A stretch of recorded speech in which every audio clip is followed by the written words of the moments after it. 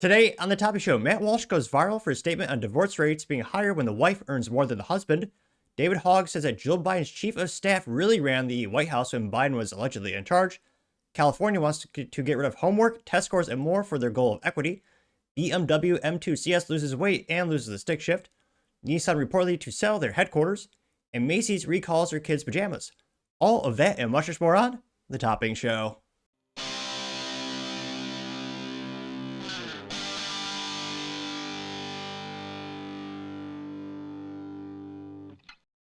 Thank you everyone for taking the time to tune in today. Today's episode of the Topping Show is proudly sponsored by Topping Technologies. Topping Technologies is an IT value-added reseller and services company with a special proficiency IT security. Heck, I see their founder at least twice a day. Guy says he's quite handsome and brilliant. He's Macy, that's the joke. If you're an IT leader or a business owner, reach out to the team at sales@toppingtechnologies.com. Also, still giving away a free flamethrower with every IT purchase with Picatinny rail adapters so you can mount it to any standard AR-15 like all awesome accessories can be. Go to toppingtechnologies.com and click the flamethrower button to learn more and see me shooting a flamethrower. And lastly, trying to get to 6,000 subscribers by the end of the month, so if you can click that button and tell your friends, I would greatly appreciate it. Now going over to the business part of the podcast, yeah, BMW M2 CS loses weight, but loses a stick shift, meaning it's boring and undrivable. Well, at least for me. This is brought to us thanks to Nico Demicia over at thedrive.com, and they say, quote, 2026 BMW M2 CS is 100 pounds lighter and adds 50 horsepower, but loses the third pedal, also known as a manual transmission. They say that BMW M seems to save its secret sauce for the CS models, and all signs point to the new M2 CS keeping that trend going, which, at least aesthetically speaking, it looks really cool. I know a lot of people hate the latest reiteration of the BMW sports cars, but shoot, I think they look kind of cool. If I won the lottery, obviously I get one in green. And more importantly, most of the BMWs offer the option of the stick shift or the M series. The CS, unfortunately, does not, which inevitably alienates a certain percentage of prospective buyers who, again, a lot of enthusiasts love having that third pedal, also known as the freedom of the manual transmission, but I partially digress. Now they say, quote, again, this is credited to Nico at The Drive. He says, quote, I've long argued that if you want a proper BMW M car, you have to get the special one. Like the one recent string of CS cars, the F87 generation BMW M2 didn't quite feel as good as the 1M it replaced until the M2 CS came along. The F90 generation M5 felt big and numb until the M5 CS, which I maintain is the best sedan I've ever driven. Now the 2026 BMW M2 CS is hoping to replicate success, and it certainly has some specs to do. BMW already showed the world the M2 CS looks like at the Concorso de Eleganza Villa de Stant, which, that pronunciation definitely above my pay grade, at Lake Como. While not much changed visually, the integrated ducktail spoiler does a lot of visual heavy lifting. In turn, the M2 CS looks much more exciting than the comparatively boring looking M2, which, the regular M2 I think actually looks kind of cool, especially they offer unique car colors. I swear, I don't know if car companies get like a discount or free paints of silver, black, and white paint, but it seems like damn near every car color is chosen by default. Especially, I'm looking at you, Porsche. Blow my mind. Porsche offers some of the best cars on the planet, and literally hundreds of color options. Well, technically unlimited with their, fancy do-yourself or choose-your-own color option. And yet, it seems like all the owners just go, yeah, I'll go with silver, which to me is boring. I would never get a silver car as long as I live. But let's get a couple of these pictures on the screen here. Funny enough, some of the comments actually are roasting or they don't like the rims, which, granted, if you had to clean those things, it wouldn't be too much fun because there's probably more spokes in there than most people can count. Well, public education system can count. But, yeah, the integrated dovetail and the integrated tail does look pretty cool. Rear looks pretty sharp. Again, I'm starting to like the front grille. Obviously, get rid of the front license plate. Granted, it's the European one there, but matte gray isn't bad. Again, I like the green BMWs myself. Now, they say, quote, what's more important, however, is what's behind those funny square kidney grills and underneath the bulging fenders. Output from its 3-liter twin turbocharged inline-6 gets bumped from 473 horsepower to a whopping 523 horsepower, while torque is up from 433 foot-pounds of torque to 479 foot-pounds of torque. I'm not sure, is Nico inebriated? I say it because he says, purists rejoice. Absolutely not. A purist wants a third pedal and manual transmission. They want to have more fun in the car. Yeah, he's saying rejoice. Why? He says, purist, rejoice. All of that power is still sent to the rear wheels alone. Okay, that's kind of fun. That's a certain fun. Yeah, obviously, I mean, that is becoming a rare thing these days, and I hope to have that someday. Currently, just a front-wheel drive Honda Civic at the moment. Well, Civic Si, but who's counting or delineating? Now they say, however, much purest happiness will be short-lived because the M2 CS will only ever come with an automatic transmission. Ugh. The same 8-speed ZF found in, every other M car. BMW says throttle responses and shifts are perfectly tuned for the CS duty, making them more immediate, yada, yada, yada. Which, again, quick shifts are very important if you're trying to set lap records. I have some of my car buddies are really big aficionados. They're really trying to get the best lap record, which, again, for setting lap records, you'll always want automatic transmission. And shoot, if you want the fastest car on the planet, it's going to be an electric, soulless machine that goes woo. And, well, actually, my pontification there is probably actually more exhilarating than what you hear when an electric car accelerates. In general, only partially exaggerating. But again, I would argue the purest wants the more fun driving experience, not necessarily the fastest technological option. Now, I say that BMW has also shed 100 pounds from the standard automatic equipped M2 with some carbon fiber aero and interior bits, plus standard lightweight forged wheels. The result of its added power and lower curb weight, definitely not low, is a claimed 0 to 60 in 3.7 seconds, which is 0.4 of a second quicker than the standard M2. Which, yeah.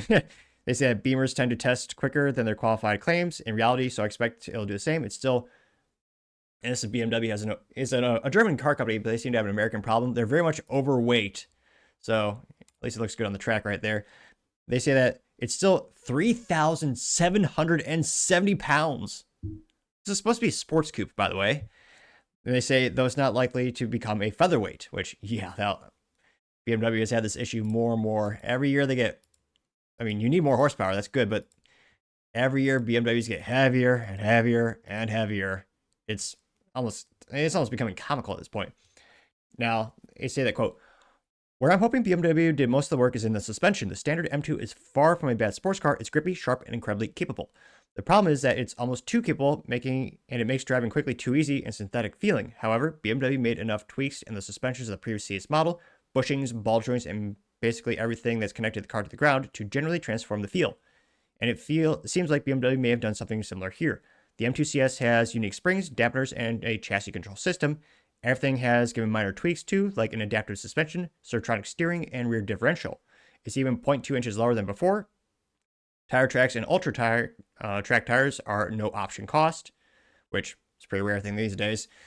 It's kind of nice to see the engine, but it's a little disappointing to see the interior because you see that boring automatic transmission shift lever. And that stupid little wheel that they use for all the BMW infotainment system navigation, which, again, I'd love to have a BMW with a stick shift, obviously, but geez Louise, that just, in terms of like navigating an infotainment system, that's the most cumbersome thing, I think, in the automotive community is those stupid little wheels.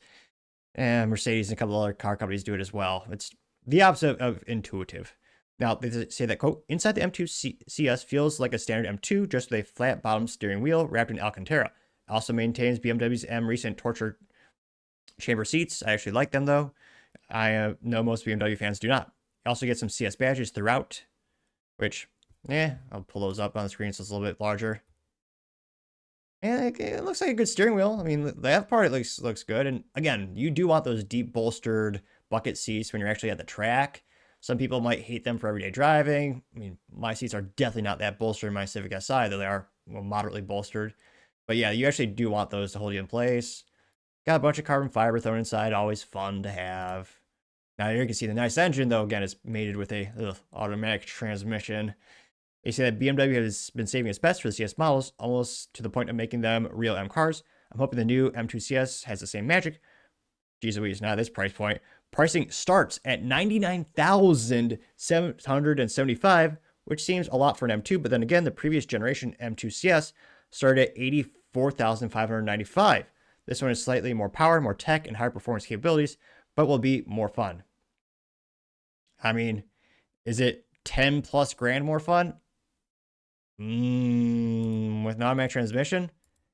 Obviously, I would say no, obviously, but I'm definitely not the prospective buyer or the prospective clientele. But it's, it's nice that BMW still makes some of these track cars, more track-focused cars, so to say. I really wish they were more dedicated to the stick shift and these, types of track cars as well.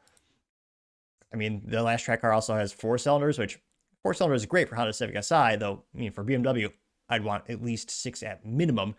But let me know your thoughts. Do you think this will sell like hotcakes? I mean, granted, it's not meant to be a high volume unit of sales sold, but do you think this will garner love from the enthusiast community?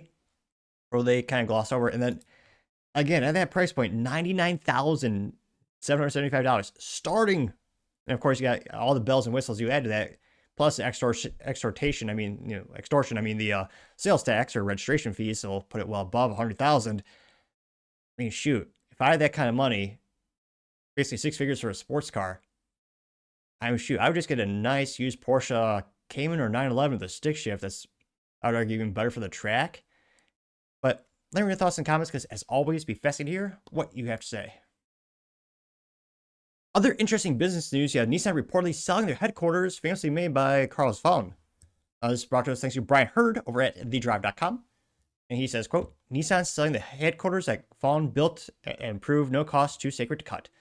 They say that, quote, nothing is off limits at Nissan as new management is reportedly mulling drastic measures to stay afloat, including selling these companies' headquarters built in Japan in 2009, which, I mean, it certainly is a headquarters. I mean, I'm by no means an architectural aficionado, but let's just say I don't think you're going to be missing much if you sell this. Because again, most likely they just lease back from whoever they sell it to. Most likely, that's usually what happens when companies sell their headquarters. Sometimes they relocate, maybe they'll decrease their floor plan and be able to decrease some of that real estate cost. But yeah, just it kind of looks just like a generic office building. Though again, it has the Nissan logo plastered on the top floor. But yeah, a little bit disappointing. Definitely not as unique as BMWs or Porsches or, shoot, I'd argue any other major automotive manufacturers. Those are infinitely more unique, but I partially digress. Again, this is credited to Brian Hurd at thedrive.com. And he says, quote, 2 decades ago, Ford famously mortgaged virtually every asset at its disposal under the CEO, Alan Mullay's plan to overhaul its crippling finances. Was it a sign of failure or desperation? Certainly, it would be proven precedent. Not even 2 years later, Detroit rivals GM and Chrysler both went hat up at the federal government asking for bailouts. So they went hat in hand, going to bailouts.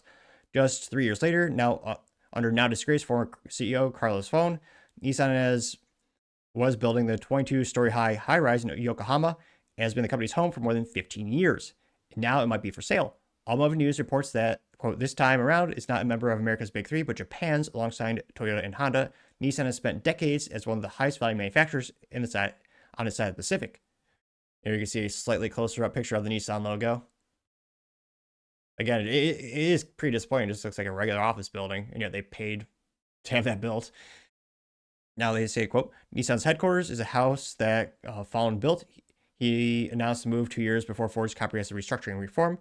Like Mully, he was originally brought aboard to mount a corporate turnaround.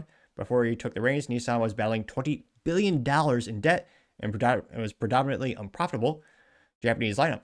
Fallon's ascension began with Renault's initial buyback plan in 1999 when he was named COO. In 2001, that O transformed to an E. Fallon, who famously fled Japan in what amounted to be a giant roadie trunk, maintains to this day that Japan's prosecution, or as he would say, persecution, is motivated by a desire to cast blame to an outsider and the process prevent a French takeover of the belligerent automaker. What may seem as quite concerned Nissan's current financial desperation. History being cyclical, it seems oddly poetic that the new CEO, Ivan Espinosa, appears poised to divest the company of its very building it calls home in exchange for cash injection that could amount to more than $650 million, which is pretty penny to say the least. Or yen, as they would probably say, maybe.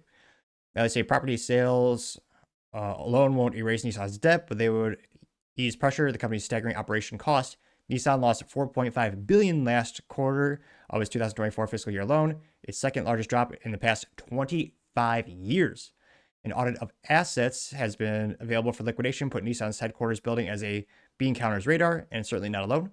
According to AN, the company is eyeballing 3 domestic factories for potential closure, and downsizing its Tokihai assembly plant has apparently not been ruled out. When asked for a comment on the report, Nissan America representative told the Drive that Nissan is, quote, considering all possibilities to recover its business performance, but there's no specific shares at this time, which, yeah, they're in pretty rough waters. Now, again, they do have, cash in the bank, so to say. It's not like they're down to zero, and they have some assets, but this is coming from the company that said in the past couple of years, we're going to close 10 of our 27 plants, which, yeah, that's not great. And most of the cars they make are debatably unreal. I don't think it's much of a debate. the CVT transmission destroyed most of the outcome of a brand reputation they had years ago. The Z seems like a fun car, but again, that's not massive volume units being sold. It'll be interesting to see if they actually sell this. I suspect they will. A lot of companies during the, you get these kind of financial, difficult situations, they sell things they don't really need. And again, knowing Nissan, I would guess that they're going to sell this and then lease back a section of the building, as again, across most industries, we've seen a decrease in need for corporate real estate. I mean, most companies are slashing their square footage of usage by, double digits. But again, we'll see this new CEO, can they turn the company around?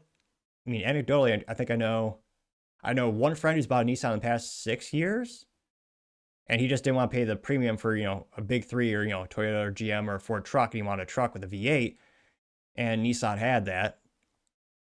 But yeah, let me know in the comments, when's the last time you knew anyone who bought an actual Nissan, and why? I mean, shoot, if I won the lottery, I'd probably get a Nissan Z, throw that in the garage. Twin turbo stick shift and a coupe is a fun option to have, so that'd be a fun toy. But let me know your thoughts, because as always, be fascinated to hear what you have to say. Now, going over to the Cultural Proud podcast, you have Matt Walsh going viral on his statements regarding divorce rates when the wife earns more than the husband. Now, before we get to the statement, I thought we'd ask AI, what are the divorce rates, and is there really an increase when the wife earns more? Spoiler alert, there is. Now, this is brought to us thanks to Grok, the AI from X, or Elon's Twitter. And I asked them, hey, divorce rates when the wife earns more than the husband. Now, they say, quote, divorce rates in the U.S. for marriages when the wife earns more than the husband are slightly higher than in marriages where the husband is the primary earner. Studies from the 2010s, such as one by the American Sociological Association, found that couples where the wife earns more have a divorce rate risk about 15 to 20% higher over the first few years compared to couples where the husband earns more. However, recent data does suggest that the gap is shrinking as the social norms evolve. Exact figures still vary, but the increased risk attributed to traditional gender role expectations and financial dynamics may be decreasing. So it's actually just a little disappointing you don't have more recent statistics to go off of. So we got the 2010, but yeah, 15 to 20% higher, which that's not great. And spoiler alert, divorces are, 70% initiated by the woman, at least in the United States. Obviously, that varies across the globe. Now, going to Matt Walsh specifically, he's actually responding to someone who said, it's great when the woman earns, or when the wife earns more than the husband. This is brought to us thanks to Jeremiah Johnson. So again, Matt's going to respond to this. Jeremiah says, quote, can I emphasize enough to young men out there how much it rocks to have a woman or wife who makes more money than you? Absolutely rules. 10 out of 10 would marry again. Now that got 2.3 million views and 5.3 thousand likes. Now Jeremiah also said, quote, the online right has found their mortal enemy, a straight white man from the South who married a high school sweetheart and runs his small business. Getting 1.1 thousand likes. Margot says, behind every great podcast or academic is a spouse with a real job, getting 612 likes. So most people, again, did respond positive to him. Let's see here. A couple more statements by Grok. Now going to Matt. Matt says, quote, oh yeah, let me highlight it on the screen and make it a little bit easier. Matt says, oh yeah, it rocks so much that your marriage is 50% more likely to end in divorce if your wife earns more than you, unquote. Now, again, according to Grok, the AI tool, it's about 15 to 20%. Definitely not great, but not 50%. Unfortunately, I don't see Matt linking any statistics to his statement. I'll continue his statement, though. He says, it rocks so much that both wives and husbands consistently report being less satisfied in their marriage when the wife earns more. Yeah, it absolutely rocks for a man to be in a situation where his wife is a better provider than he is. Totally inverting a system that has worked across all of human civilization since the dawn of humanity is great. Sending the message that your wife, that you can't bring anything to the family that she doesn't already bring in greater supply is amazing. Great advice. Thanks for the feedback, unquote. And that got 1.7 million views and 19,000 likes, which is quite a few to say the least. And again, Matt Walsh, if you don't know, very very famous, probably one of the top 3 famous conservative podcasters. I think he's been married for like 15 years, had 6 kids, and I actually do not know his wife's profession. I believe she's full-time stay-at-home mom. So again, for his household, I think he far out earns her, because again, he's very famous and he's probably making millions a year. He's famously employed by the Daily Wire. Best documentary he's made, or most recognized one, is What is a Woman? That brought that company to the next level. Now, going to the major comment section, Matt Walsh continued saying, quote, unless you're severely sick or disabled or temporary out of work and aggressively looking for new employment, You should simply not be financially dependent on your wife. This should be just about as least controversial advice I'd ever given a man. Gained 4.7 thousand likes. Wow, he got 196 responses. We'll check those out before we go to the main comment section. Christy May says, is emasculating whether the acknowledged is not. One lazy, unmotivated man are okay with their wife outlearning. Only lazy, outmotivated, unmotivated men are okay with their wife out-earning them. Getting 65 likes. We also have Wrath saying, my wife's income and benefits when we were in our first marriage provided the security I need to start my business. Getting 18 likes. Cybertruck Dreamer says, and as my wife, you should not be financially dependent on the man either. There are some women who are stuck in a family in mentality and physically abusive relationships due to the very reason. Getting 47 likes. John Deacon says, quote, having your wife earn more does not necessarily equate to being dependent. Hard to match a wife's salary as a physician, but I'm doing fine myself. Getting 47 likes. Going back to the main comment section, you have Harbor Town Lover saying, quote, I'd rather be destitute and living in a one-basement dump of an apartment than live in a mansion with a wife who makes more than me. I'm not alone. Getting 88 likes, which, and that is dedication. I used to call them sad single man or sad divorced dad apartments. And it is, culturally, heartbreaking how abusive the system is on men when, they have to pay for things like lifetime alimony. I mean, California, the rest of your life you're going to be paying for that. But I partially digress. Yeah, I don't think that man is alone in his assessment or his analysis. Now, again, as society norms are changing, I suspect that percentage of men will decrease. You also have Helen saying, quote, amazing how men will hold the belief simultaneously that women divorce to take half your assets and divorce rape you while also saying that they're significantly more likely to divorce you and or more. Men like making more money so they can financially control and contribute nothing to the housework when they make the money. What they really want is a free servant who is grateful for the roof over their head. When women expect men to contribute more to raising children, housework, and since she is paying the bills, they're pretty unhappy. Maybe you should clean more and be grateful she's putting a roof over her head, and she wouldn't be more likely to leave. Men are just ungrateful and lazy. Getting 271 likes and a contrarian statement. Curious if they got ratioed. No. Coast to Coast responded saying Marxism is false. Relationships are not about power and control. Women who earn more than their husbands tend to divorce their husbands for emotional reasons, and that's why you must avoid the situation as a man. Gained 32 likes. Mark says, quote, peak feminist brain rot. Women have always used the term provider as an excuse to live like squatters, while someone who else works to fund their lifestyle and take control of their survival. Men across the board still earn more than women and spend more time at work too, getting 75 likes, which, yeah, people wonder why men get paid more than women. They get paid more than women because they work more hours than them and they choose different professions. The whole, obviously, pay discrepancy is a myth or selectively using data to make your point, or also known as manipulating the data to make your point.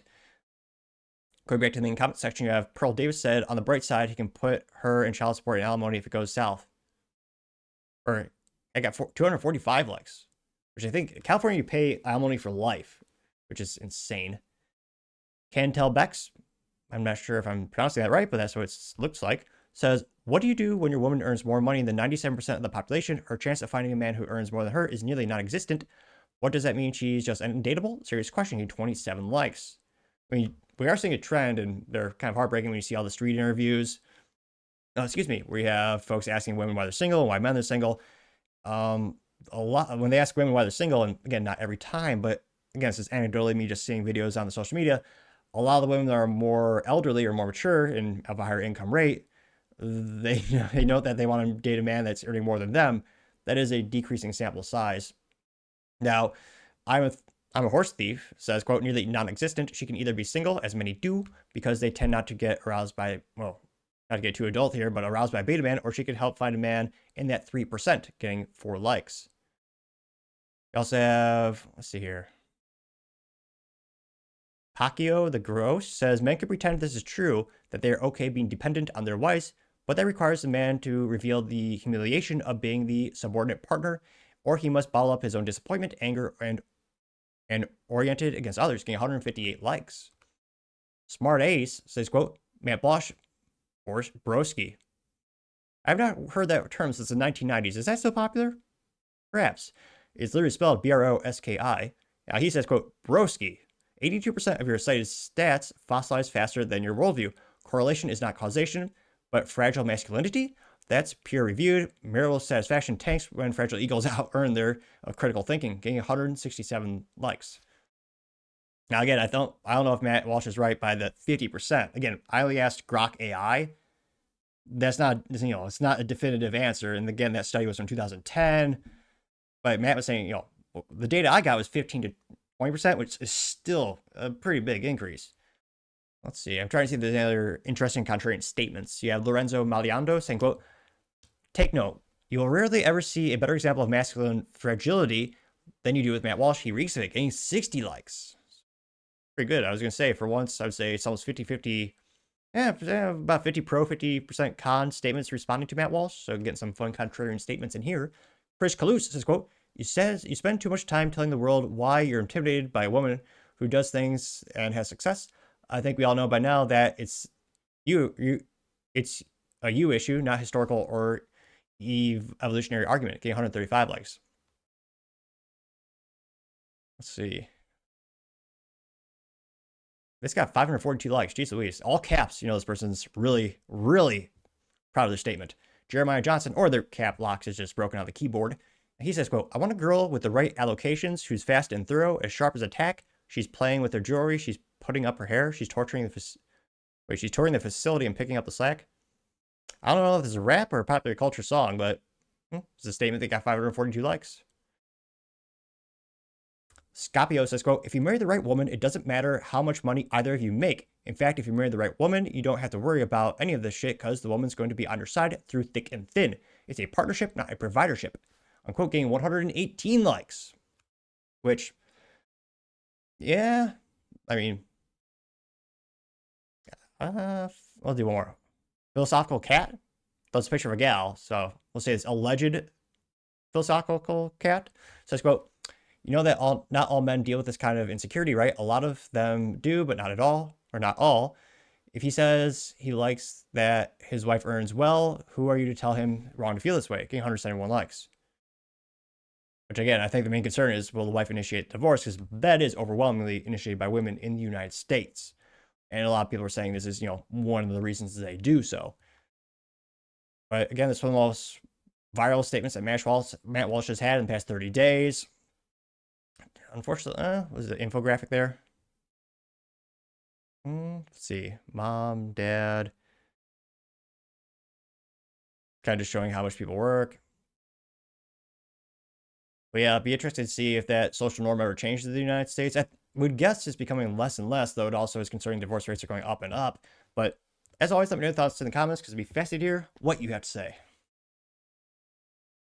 Now, going over to the political part podcast, you have David Hogg saying that Joe Biden's chief of staff secretly ran the White House when Joe Biden allegedly was doing stuff.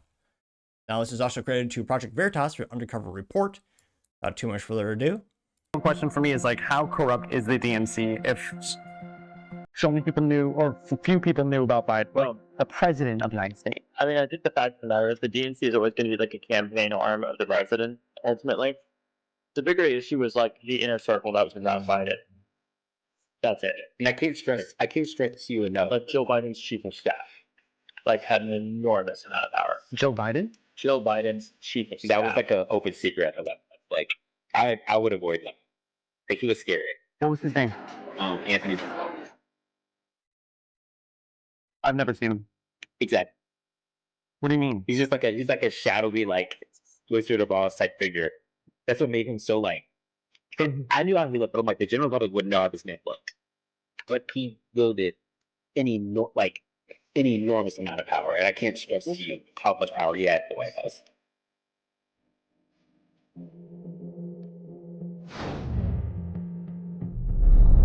Again, this is credited to Project Veritas and James O'Keefe. And again, Colin Rugg did post this on X, and he says, quote, David Hogg says Joe Biden's chief of staff, Anthony Bernal, secretly ran the Biden White House in a bombshell footage filmed by Project Veritas. Which, I think maybe someday we'll find out who is really in charge of the White House or the auto pen. And maybe it's this guy. This got 1.1 million views and 22,000 likes. Well, the first comments coming from the gas stove, our favorite contrarian, who literally has a profile description of professional gaslighter and masturbator, perhaps a fishing aficionado. Now, He says, quote, David Hogg knew what he was doing. He knew he was being recorded. He's intentionally trying to sabotage Democrats because they kicked him out. Never trust that gay. Oh yeah, I thought it was a guy, but it was gay. David Hogg. And that got 156 likes and 27 responses. The gas show says, guy, no offense to my LGBTQ plus brothers and sisters, getting 5 likes. H5 responded saying, quote, there's no way anyone with a lunch date with PV unless they want to be on camera and have something leaked. LOL, getting 5 likes. They actually were not ratioed. The gas stove is usually ratioed. That's a rare instance. Gunther Eagleman did said, quote, can we just go ahead and arrest this dude now? Getting 744 likes. Paul Zupa says, quote, hilarious seeing David Hogg caught spilling the beans like this. What a complete incompetent. Getting 186 likes. I mean, I'm actually surprised David Hogg. Let's see here. What is this? What is the quartering saying? So clarification. I'll do this comment for clarification. XPL Lone Warrior says, quote, remember Democrats screaming that no one elected Elon Musk? Let's see if they have that same energy with this bombshell news. Getting 692 likes, and Colin Rugg says no one elected Jill Biden to run our country, getting 634 likes. Now, the quarterings did say, quote, David Hogg did not say what you claimed. The black African-American guy, or black Afro guy did. They got 34 likes. Now, Sarcastic Cat, A+ for marketing, they look like they really are. Say Sarcastic Cat. Say, quote, excellent point. It's also true that David Hogg did not attempt to correct the statement that Bernal was this real general secretary of the Biden Politico. I don't know how you spell that term. Oh, no, I can spell it. I can see it, but Politburo. I got 3 likes. Kevin Smith says, quote, the guy just can't stop talking. I think he's starting to be a Republican plant, getting 404 likes. Colin Rugg says, David Hogg is not a smart person. True. He's an opportunist and is very driven. There are a lot of lessons that we can learn from him. Getting 728 likes, which, yeah. I was going to say, he was the head of the DNC for New York Minute before they ousted him. So maybe he's just bitter and he's going to let some things, slide, or let some, things out of let the cat out of the bag, so to say. Taco the Troubadour, which he says, quote, in this profile description is, I speak for the tacos. Non-taco positions and opinions are usually someone else's and are fully negotiable. Taco Troubadour says, quote, not a fan of Biden, but this isn't exactly a White House chief of staff supposed to do. Another nothing burger for James O'Keefe, getting 56 likes. Now, this person, as youth might say, is ratioed out of it nearly infinitely, because Colin Rugg responded saying, quote, this is Jill Biden's chief of staff. The answer is no. Jill Biden's team should not be running the country. Got 1.2 thousand likes, ratioing, again, the taco guy got 56 likes. El Magnifico says, quote, how did David Hogg fall for this, getting 82 likes? And Colin said he's not a smart person, just incredibly driven and an opportunist, getting 250 likes. Western Lensman says, quote, Hogg throwing gasoline onto the smoldering ruins of the Democrat Party, and I'm here for it, getting 294 likes. Sarah Smith says, it's time. It says, it's time for many people to be arrested suddenly, getting 123 likes. That's the thing. Republicans are, they say they're going to do a lot of things. We'll see if they, suppressors ever get taken off the NFA, or if they actually repeal the NFA Act in 1934. I think that's one of the pieces of unconstitutional trash and most I read about in my lifetime. It'd be nice if they got rid of that, and Republicans say they're pro-gun, and I usually highlight that as like the key example of being two-faced or useless, where Republicans will say they're pro-gun, but they don't repeal that thing from 1934. Nearly 100 years of tyranny. They pass the House, maybe we'll go through Senate, who knows. But yeah, they say, they're revealing a lot of illegal things, but has anyone been arrested yet? Is Pam Bondi just on vacation still? I don't know what she does. She goes in front of the camera every once in a while. You also have Tiago saying, quote, so Biden wasn't running the country, and neither was Kamala. The Wizard of Oz behind the curtain was Jill Biden's chief of staff. That isn't presidency, it's a puppet show, getting 78 likes, rather. True. Angela says, David Hogg is a sick puppy. If he's generally aware of the corruption, yet sticks to his political party, knowing how corrupt they are, then he's just as corrupt. Yeah, getting 37, let's make it 38 likes. Christina Pushaw says, this is what Jake Tapper's new book says, too. Interesting, getting 154 likes. Now, again, given how much Joe Biden seemed to be inebriated or, having issues with dementia, stuttering even more than me, some might say, I'm not surprised someone else is really calling the shots. I think people are probably surprised, like this seemingly random guy from Jill Biden's chief of staff. He apparently, maybe he's the puppet behind the auto pen as well. But let me know. Do you think anyone will actually be held accountable for this, or think I'll, like most things, just be swept under the rug and they'll forget about it? Let me know your thoughts, because as always, be fascinated to hear what you have to say. Other interesting political news, you have California wanting to get rid of homework, tests, and more, all in the name of equity. This is brought to us thanks to Libs of TikTok, in which she says, quote, Gavin Newsom's California is planning on implementing a, quote, new grading equity program at San Francisco, SF public schools. The program will eliminate homework, eliminate weekly tests, allow for late assignment hand-ins, allow students to skip class without affecting their grade, allow getting 80% an A, allow students to pass with a grade as low as 21. Rest in peace, education system in California, which, yeah. But it's for equity, so it's, it's good intentions, they say. Although the conspiracy theorist in me, or the pessimist in me, says they're doing this just to keep people as dumb as possible so they're easy to control. All those things we're getting rid of are vital parts of becoming an adult. I mean, in the real world, you get homework, aka assignments by your boss. You get there's a lot of pass-fail tests in corporate America. In terms of allowing for the late handed of assignments, some people will get fired for not turning in your work in on time. In real corporate America, in real world, not public system, because, public system is, well, not really any accountability there, but in the real world, we have to contribute to society. You actually have to hand in shit on time, pardon the French. I mean, I know people have lost their jobs because they consistently handed in work assignments late, or they were consistently late to exceed the expectations of their customers. So allowing students to hand in work late is terrible. I always tell people half the battle of life is just showing up on time. It's especially true in some sales organizations when, I was going to say, so many of them should just be fired because they never actually show up. But again, I think that's true for a lot of things in life, including corporate America, but just showing up 10 minutes early to things in life, you'll just be so much better than the competition. Leaps and bounds these days because you'll stand out so much. California is saying, you just skip class. You can hand in that assignment late. Now they're saying you could skip class too, which is a stark contrast to, Kamala Harris, where she would probably arrest parents if the student skipped class or was late. So talk about doing a 180. Now they're also making 80% an A. No, that is a B. Barely a B.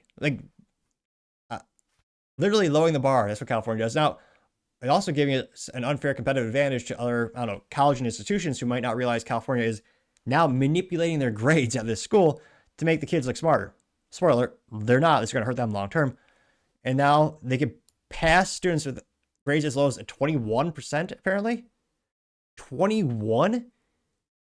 This is why we have adults in America that can't read.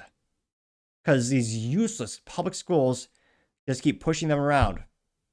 I love how people say teachers aren't paid enough. Yeah. I would argue most of them are paid too much. You look at places like Detroit where they spend the most per student in terms of the education system there, yet they have the lowest test scores. Illinois, as I purposely mispronounce it as a slight to the state, they had over 18 counties in which the schools, they had kids in high school that couldn't read. And yet they too, I think they're in terms of the spending per student, it's one of the highest in the United States. I think it's top 5 in Illinois. And this is all just to make the kids feel good? It's for their equity program? You're quite literally hurting them long term. You're stealing away their opportunity to improve themselves, to get better in life. This is one of the most terrible things you can do. And I was going to say, God, someday I hope to have a privilege of having children of my own and family. This is reason number 1,958,735,003 to not have your kids in a public school. And again, don't get me wrong, I'm also skeptical a lot of private schools, which a lot of them are also corrupt and bad. I'd argue a lesser amount or lesser percentage. But yeah, for the love of God, if you have a resource allocation to do it, I would just homeschool your kids. Not just for the woke ideology and, teaching kids that have nothing to do with the actual core curriculum, but also they're actually making your kids dumber. Also, ever since the Department of Education was founded, the test scores for kids get lower and lower and lower. It's so asinine that California would do this. Now, even crazier, he'll probably get reelected time and time again. They seem to keep reelecting this guy. And again, you get what you vote for. Now, maybe because we're just so used to California shooting themselves in the foot, this did not go as far as I thought it should. Because again, this is terrible implications for the students there. It's only got about 364,000 views and 8.6 thousand likes. And here you can see Gavin Newsom looking as slimy as usual. Although I'm sure some would say he's more attractive than I. Understandable. Low bar, though. And one of the top comments comes from their TikTok, where she actually links a article to the source, which is thevoices.org, getting 513 likes. Now, one of the first comments comes to us thanks to Paul Zupa, saying, quote, "This is so ridiculous. Prepare for California students to get even dumber," getting 186 likes. The Gas Stove says, quote, "This should be a national..." The Gas Stove is probably my favorite, most recent profile to become more and more popular, because every day he's just a contrarian.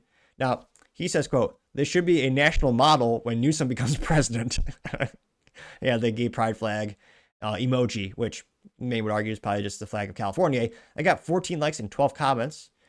Were they ratioed? They weren't. Moon says, "Someone called the gas company. You clearly have a leaky valve somewhere," getting 2 likes. Which, they weren't ratioed. I was surprised. Janita Broderick says, quote, "California is one big mess. Pray for the kids," getting 718 likes, which, yeah, I love debating my friends when it comes to, well, mostly business, also some philosophical questions, but I always defy them. I ask them, can you name one business that has moved to California in the past 48 months? I could list 148 businesses that have left, not off the top of my head, but I have a list thanks to, searches and articles. I mean, hundreds of businesses and millions of people are leaving California. Businesses are not moving their people. I mean, they keep driving people out. And I almost wonder, will they even care? Because the feds keep bailing them out when they are also fiscally irresponsible and in addition to driving people away. Thomas Lund says, quote, "Get your children out of California," getting 202 likes. I mean, this is also the state where the teachers will start to transition your kids and they don't legally need to tell the parents. They're actually allowed to hide that, which is horrifying to say the least. We also have, Stephen DeCrossi saying, quote, "California is rolling out, quote, grading equity in San Francisco United." And they say, quote, "No homework, no weekly test, late work accepted, skip class, still pass, 80% equals A, 21 equals passing grade. This isn't education, it's academic hospice care." Governor Newsom, let me ask you something. At what point did you decide the best way to lift children up was to stop asking anything of them? You're not closing the achievement gap, you're just lowering the ceiling until everyone's crawling.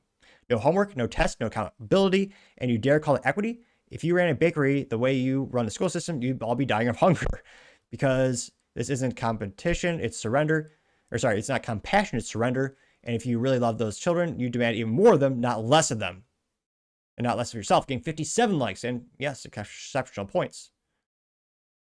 Now, this is not true in terms of, they say the highest poverty rate in the nation.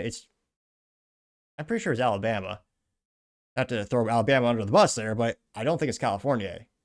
I mean, they are very much artificially propped up by big tech. Also interesting how their policies are so bad for business and people. Even a lot of the big tech companies are leaving. A lot of them are relocating to a great state, or some might argue the great country of Texas. Now, granted, the biggest companies that make basically print money for a living, the Google, the Facebook, I mean, they're still very much headquartered in California. So that obviously artificially, that makes the wages per person so much more than other states. Now, this meme of Gavin Newsom does claim that they have the highest poverty rate in the nation.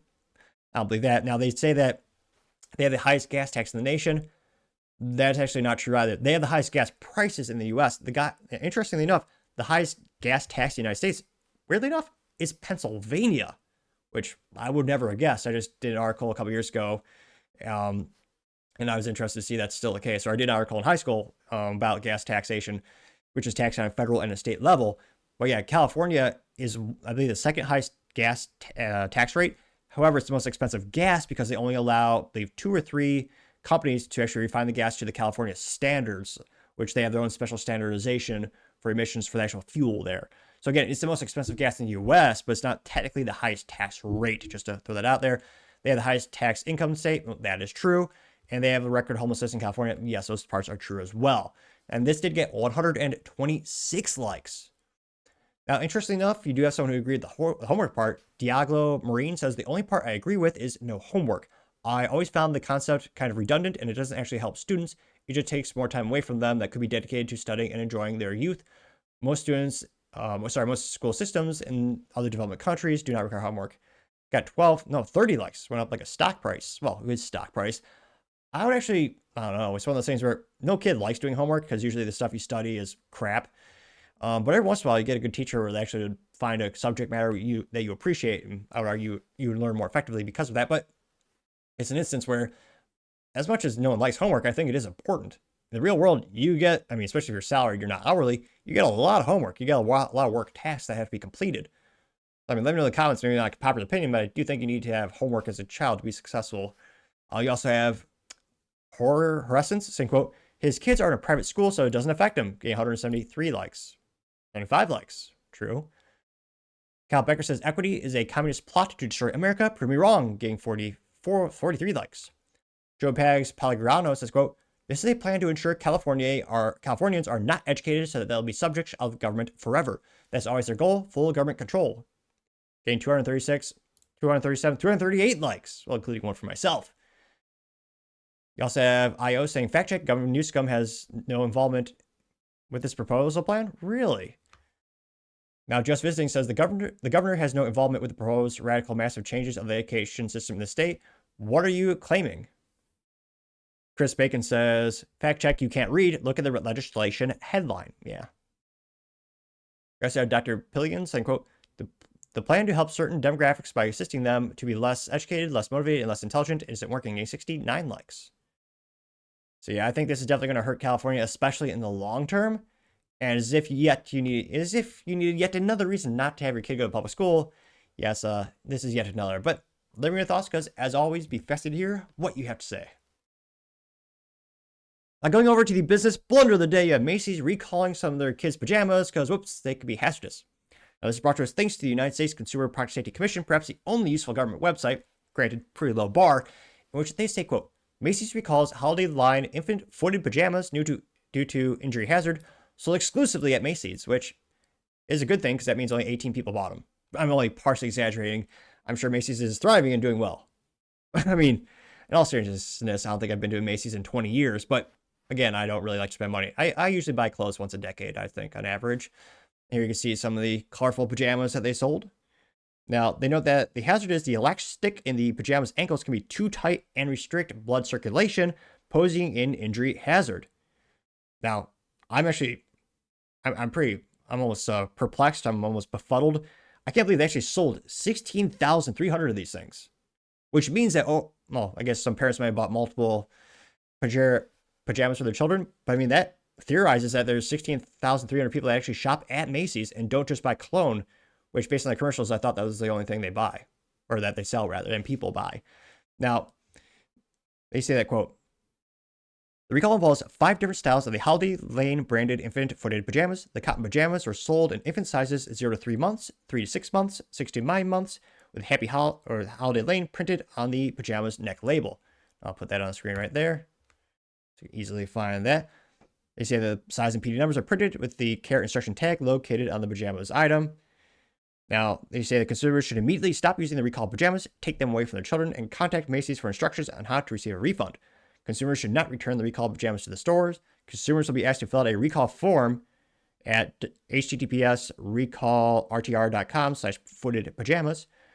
Once consumers fill out the form, they'll be sent a pre-addressed postage paid envelope to return the footed pajamas free of charge, which I was going to say, talk about paying the rear logistically, but Macy's are going to do it. They say that Macy's will issue a $26.50 refund via a check upon receipt of the recalled product. Macy's is contacting all known purchasers directly. Now, unfortunately, there are some issues. Specifically, Macy's has received 4 reports of the elastic being too tight for infants' ankles, resulting in chafing, imprinting, or restricting blood circulation. Though, again, silver lining, none of them have passed away. They say that these are sold at Macy's nationwide, including Macy's Backstage and online at Macy's.com through March 2024 through January 2025 for about $27, which is ridiculous. It's one of those things where it blows my mind how much money parents waste on kids considering how quickly they grow. And they'll fit that for a month or two. Yeah, new clothing is a scam, I think, in many instances, but I partially digress. The recall number is 25-291. These are manufactured in Vietnam. And again, it's one of those things where especially the kid products got to be especially aware of, making sure they're not dangerous. Losing parent trust means losing customer for life. And in some cases can be detrimental and even hazardous to their health. So I got to say, Macy's in your pajamas, you are the business blunder of the day.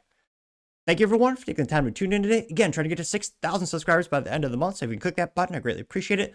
Also, give me a thumbs up, thumbs down, or comment. It's a great way to give me some additional feedback, letting me know how I can make the show better and better. Lastly, don't forget to take time to tell your family, tell your friends, tell your coworkers, heck, tell your enemies, tell anyone and everyone. Just stay safe and fight the good fight.